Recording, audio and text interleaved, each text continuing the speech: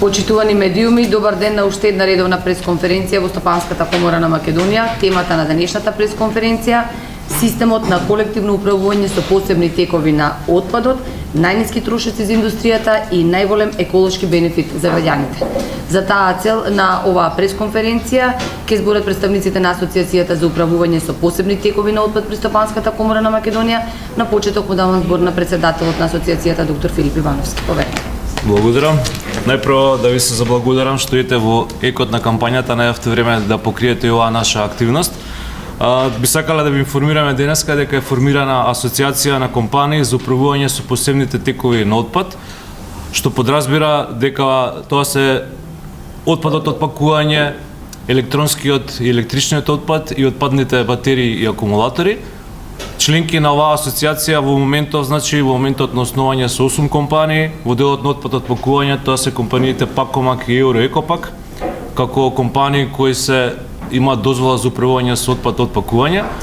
Потоа во делот на батерии и акумулатори, основачи и членки на асоциацијата се компанијата Нула отпад, Елколект и Екон Електрон, како и Нептун, како самостоен постапувач со својот отпад, значи со електронскиот и електричниот отпад, и во делот на електричен отпад, тука се повторно Нула отпад или Елколект и Екон Електрон, исто значи во делот на батерии и акумулатори. И би сакал да истакнам дека членка и основач на асоциацијата и Цементарни Сусија како единствен самостоен постапувач со отпад од пакување, конкретно со дрво, кој сам го решава справувањето со тој тип на отпад. Сите овие компании имаат дозволи согласно законите за отпад од пакување, за батерии, акумулатори и за електрична и електронска опрема.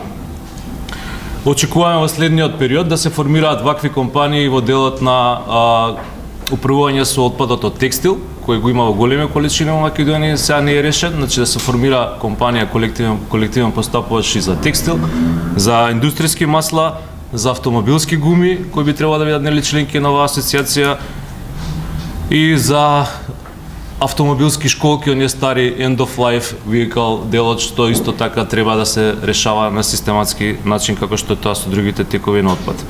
Основна цел на нашата асоциација е нели поддршка на компаниите кои се занимаваат со оваа дејност, пред се размена на информации и податоци и заеднички активности во насока на подобрување на собирањето на овие посебни текови отпад и една битна работа заедничко делување во делот на подигнување на јавната свест меѓу граѓаните за потребата да го селектираат отпадот уште почнувајќи од дома.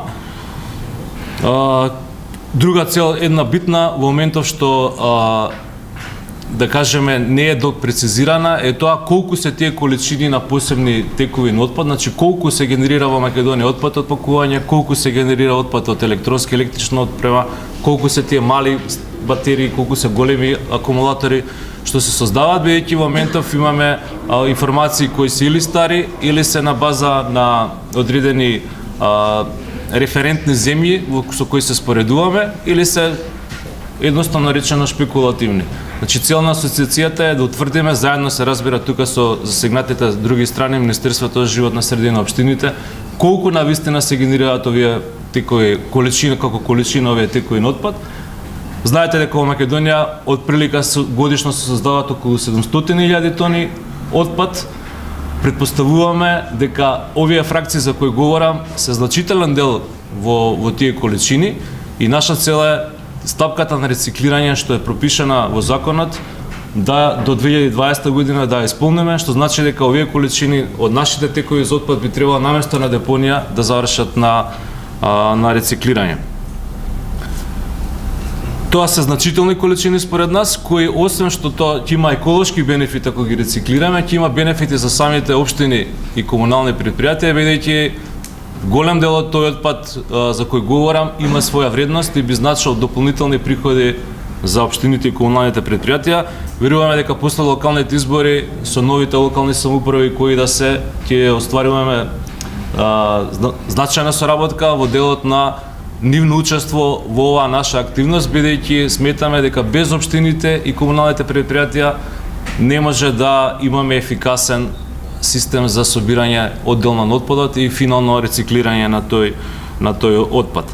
Споменав дека една од целите на оваа асоциација е како компании кои имаме заедничка цел до 2020 година да ги исполниме националните цели секој за својот тип на отпад. За отпадот пакување конкретно тоа е 60% од количините што се собираат дека треба да се рециклираат.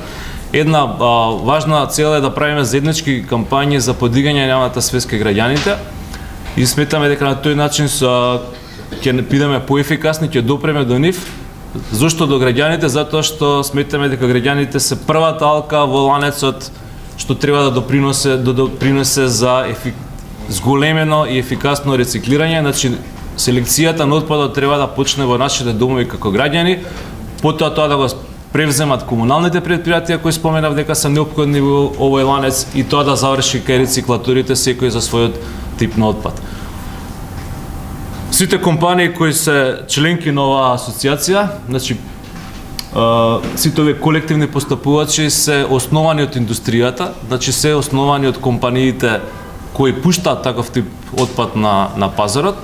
Ние не се финансираме од државни пари, од буџет, значи индустријата ги финансира нашите системи за собирање. За жал, не сите компании кои генерираат отпад од посебните текови финансираат одделно собирање на својот отпад. Ќе кажам само во делот на отпад опакување, од прилика тоа се околу 1200 компании во Македонија кои финансираат некои од системите за колективно собирање на отпад од пакување. Колегите од делот на електрична и електронска опрема ќе кажат подоцна колку се тоа компании што во моментов финансираат.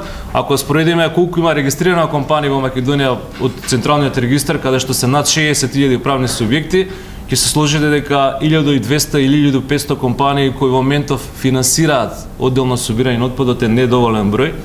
И една од нашите задачи како асоциација е да промениме оваа ситуација. Се разбира, не можеме тоа сами, туку со институциите што се надлежни за тоа, значи пред се Инспекторатот за животна средина, Министерството за животна средина, Пазарниот инспекторат, мораме да креираме амбиент во кој сите компании кои создаваат отпад, независно дали е отпад од пакување, дали е отпад од електрична и електронска опрема или батерии, треба да финансираат собирање на тој свој отпад после консумација од потрошувачите или после искористување на таа опрема. И тоа е тој круг кој ние како колективни постапувачи, како самостојни постапувачи со отпад од пакување се обидуваме да го менаџираме и да го правуваме со цел да дојдеме до резултатите што треба да ги имаме 2020 година.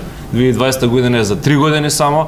Имаме амбициозни цели за стапки на рециклирање и без сите чинители да бидат вклучени во тоа, тоа многу тешко ќе биде остварливо.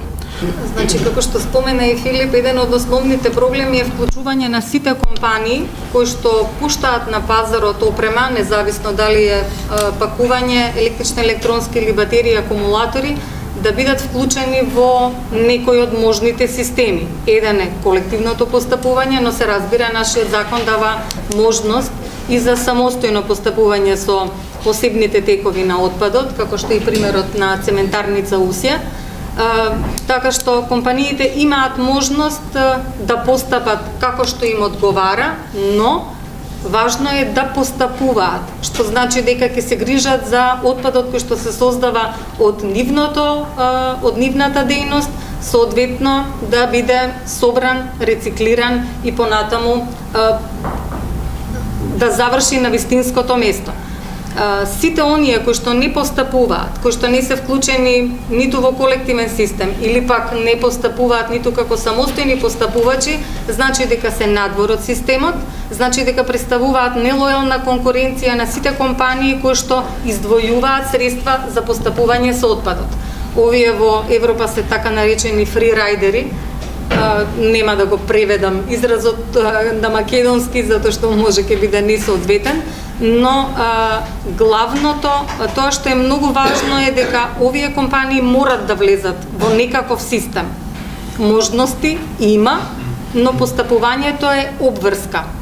На тој начин, со тоа што тие се надвор од системот, представуваат нелојална конкуренција, значи дека производите кои што ги пуштаат на пазарот не издвојуваат средства за постапување со отпадот, што значи дека со цени се многу поконкурентни можат да си дозволат пониски цени и на тој начин им конкурираат на производителите кои што се вклучени во еден од постојните системи, односно на што е можно. Покрај ова нелојална конкуренција, како асоциација исто се сложивме дека треба и ние како колективни постапувачи да бидеме лојална конкуренција едни на други, затоа што ако бараме од производителите да бидат лојални, да делуваат како лојална конкуренција, истото тоа го договоривме дека ќе работиме и ние на истиот принцип. Понатаму Филип го ја напомена ниската свест.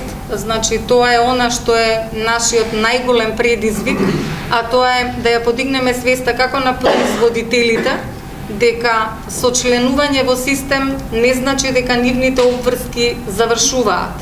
Баш напротив.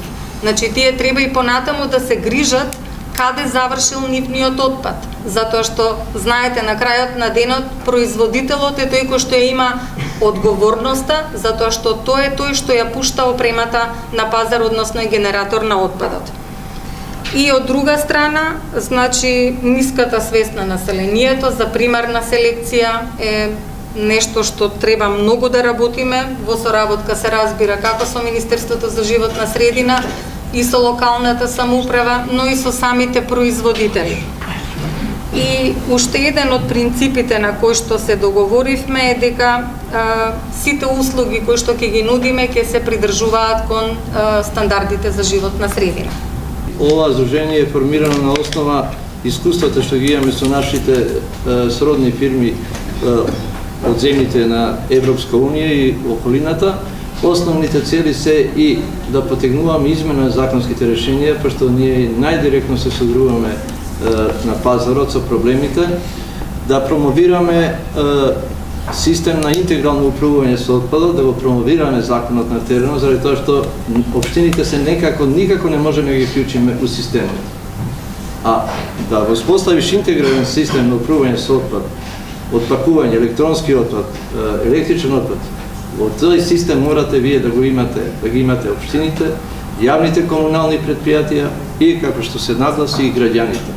Меѓутоа и општините као да не се доволно запознаени со нивните законски обврски по овој однос. И имаме проблеми во однос на вклучување нивно во нашите решенија за успоставување на овој систем. Значи промоцијата, заеднички кампањи, промоција на законот на терен, како би ги опфатиле сите правни субјекти кои што сега не се вклучени и не плаќаат надомест за согласно законот за пакување и отпакување и законот за електричен и електронски отпад и за батерии. Заедничкиот настап има многу поголема тежина и тоа е основата на здружението. Секако ние ќе бидеме соработник, а и коректор можда во работата на Министерството за животната средина, како што беше и досега, и тоа ќе го правиме во една континуирана соработка, се со цел да ги оствариме овие национални цели кои нас ни се дадени до 2020 година.